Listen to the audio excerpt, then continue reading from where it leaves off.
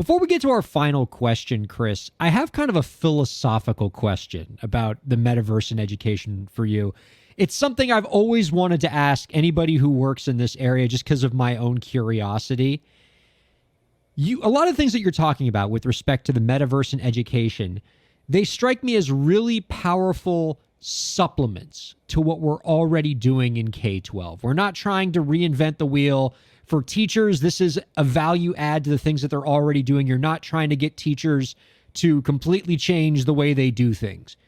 Do you think it's always going to be this way? Or do you think that we have potential for the metaverse not to just be a supplement to K-12 education, but to be a replacement for K-12 education as we know it, where it is like Ready Player One? You put on a headset and that's your whole academic school life, and that's the way that we're delivering education. Is that a possibility in your eyes?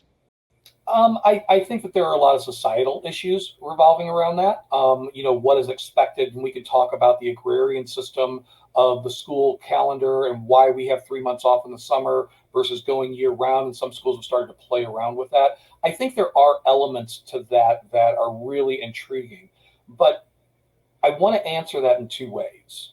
The first way is, again, with the Eduverse, what we're looking to do is we want to provide a platform.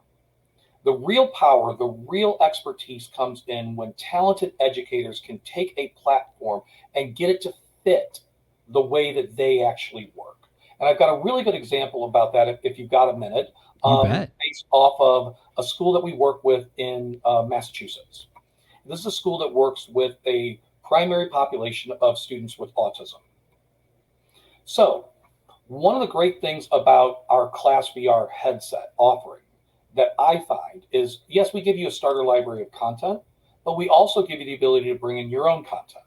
So having a 360 camera, you can go record your own video, take your own pictures, and we can talk about that, and that's all nice and neat. But the way they used it, I never in a million years would have thought of. Working with students with autism, autistic students tend to have different triggers in the classroom. And when students get agitated, they need to kind of get into some sort of soothing mechanism, whether it be a self-soothing mechanism or something like that, to be able to get to calm down and refocus back on learning. I'm not an expert in autistic education. I never would have come up with this design. But one student at the school, the way that he self-soothed was he actually would go out on the playground, and by swinging on the swings for about 30 seconds, the motion soothed him, calmed him down. January in Massachusetts, you can't go out on the playground. It's too cold, it's snowy, it's icy, etc. Sure. But one of the teacher aides went out with a camera, recorded 30 seconds of being on a swing, came back in, put it into the Class VR system, loaded it onto a headset that they keep at the side of the student during instruction. If the student gets agitated, he can simply put the headset on and within 30 seconds has self-soothed to get back to be able to refocus. That's incredible. And that's the type of thing that, I would never have created specifically that for someone, but it was because someone had a vision and we gave them that opportunity to open up and do something that was not necessarily scripted for them like an app would be.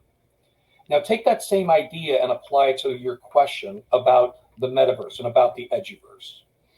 We're only beginning to see the scratches on the surface of what this could be. I absolutely think that we know we're having a challenge in education right now, in K-12 education in the United States, with getting qualified teachers. We're seeing a massive amount of retirements happening, which means people are scrambling to get those really high qualified teachers.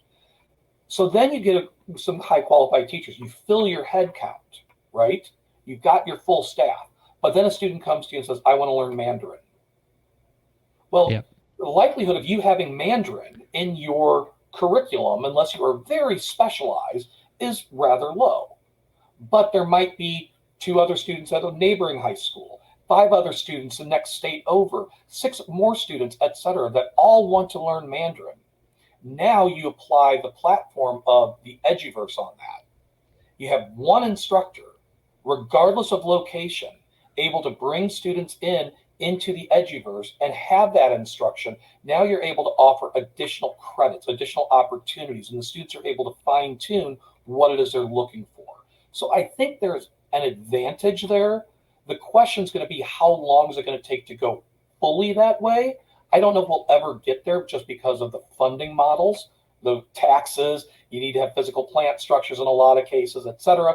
But I definitely think we're going to start to see that bolster what we're able to offer, because the experts are not necessarily all flocking to the K-12 industry the way we would like to, but there are a lot of experts that are not teachers that are available in the rest of the world, in the rest of the population, that we could be leveraging.